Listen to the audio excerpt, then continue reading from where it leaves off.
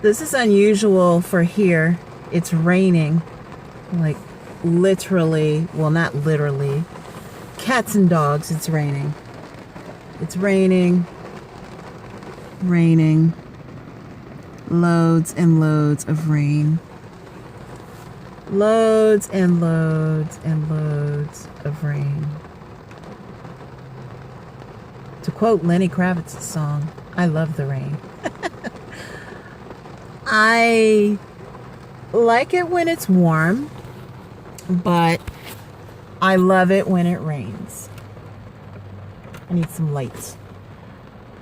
I'm waiting on my brother and picking him up, and I don't know, I just thought I would shoot a brief video. In my video, I'm going to discuss some things that are kind of close to my heart because I have a birthday coming up in 10 days, and I'm suddenly realizing that to refer to myself as a middle-aged woman is, yeah, that's what society uses, but it's really kind of a misnomer. I'm closer to being a pre-senior than even middle-aged, because middle-age is supposed to be 35, right? And I've surpassed that. And in thinking about my whole birthday situation, which is really just the anniversary of your birth, I think about a lot of things, rebirth, and we've had a new year, which, Happy New Year, everybody. It's kind of rude for me to start off without saying Happy New Year. Happy New Year. Happy 2016.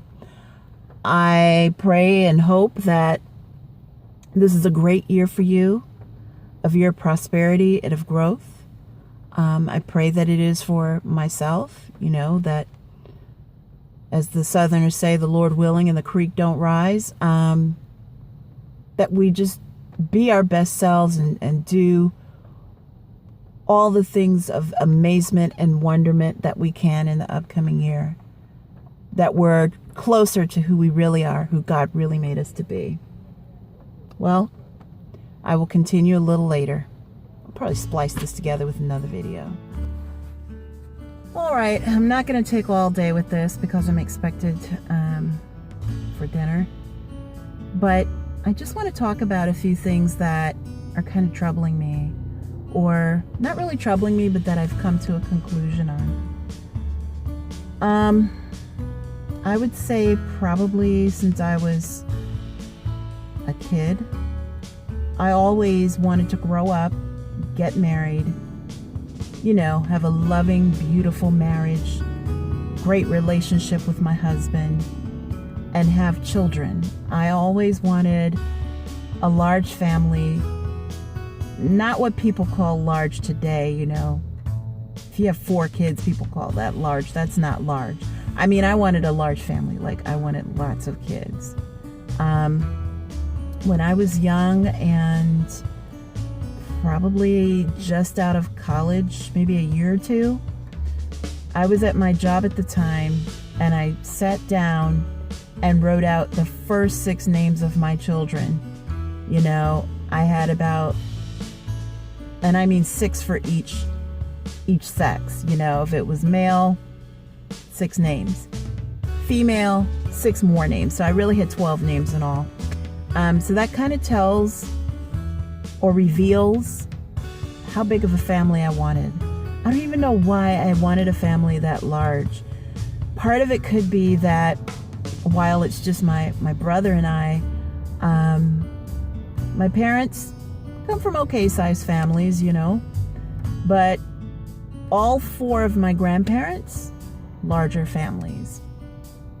And 3 out of the 4 came out of especially large families. To give you an idea, I have one grandmother, you know, all my grandparents are deceased, but I had one grandmother who had 11 brothers. So that gives you an idea of, like, when I say large families, they came from large families. And I don't know if something in my DNA wanted to just duplicate that and make sure that my DNA was really in the genealogical human record, like just over and over and over again, or what. But that's just what I wanted for myself. Of course, as I really started to work into the working world, with office job after office job, underemployed situation after underemployed situation. I knew that was not going to be feasible. So I narrowed it down to, okay, if I could just find a good husband, we fall in love, before we're married, of course. We fall in love, we get married.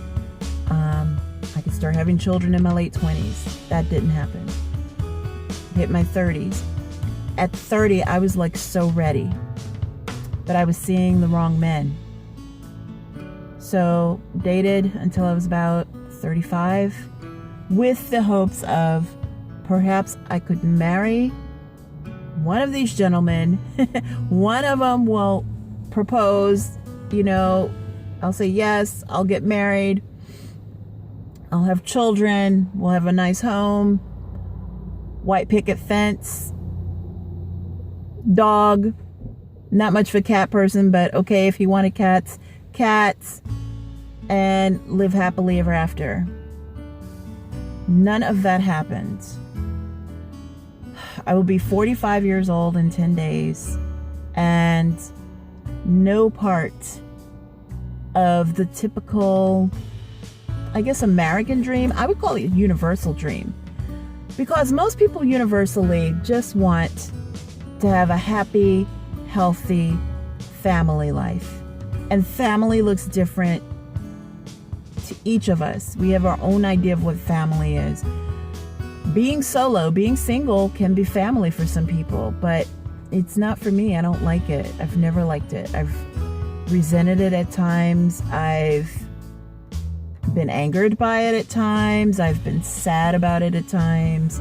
I've stressed out about it at times. And this has kind of been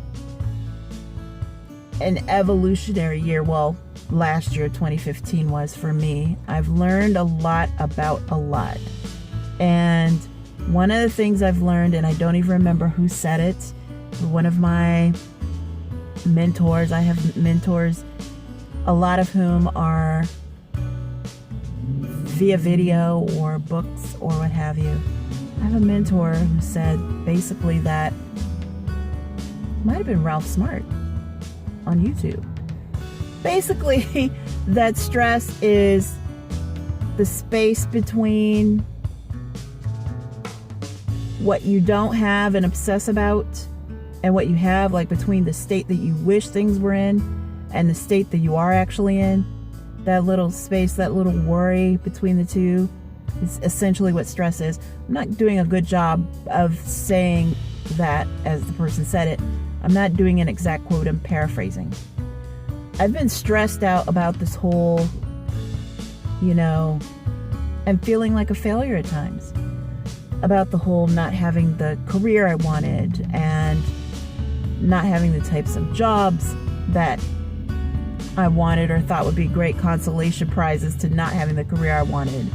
Not being married, not being in any kind of worthwhile relationship to speak of for a number of years, and not having children, not giving birth, not having the money and the means to adopt in the way that I would like. It's been really a rough road, really rough, and a lot of times not even having my own home, my own space. So I've come to a conclusion. And the conclusion is this: I'm going to remove the stress out of my life when it comes to the things that I want that I don't have.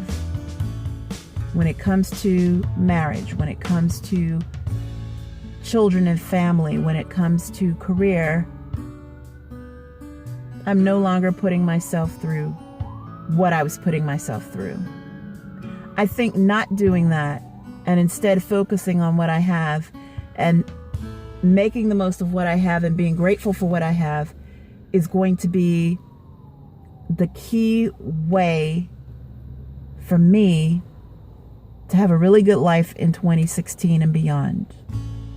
I feel like for as long as I'm on the planet, I have to come up with a different master plan and stick to that. The plan that I had for myself of, career, my light went out. Career, family, everything being on fleek, as the kids say, it hasn't come about. And I know life is what we make it. And I made some decisions that resulted in this state that I'm in right now. And I'm making the decision to not hope for better. I'm not going to succumb and act like it doesn't bother me. But I'm not going to put myself through some of the emotional states that I've put myself through over not having what I wished I had had. We have to sometimes reassess. The hopes and dreams that we have at 18 are going to be different from the hopes and dreams that we have at 30, which are going to be different from the hopes and dreams that we have at 45, which will differ from the hopes and dreams that we have at 65, which will differ from the hopes and dreams that we have at 90. So that's the conclusion I've come to. I hope this video has made sense. Even bigger, I hope this video has helped someone. I think this line of thinking has helped me to feel better, blow out the stress, and move on with my life. So, I'll have a better video about another topic soon. Take care. Thanks for watching.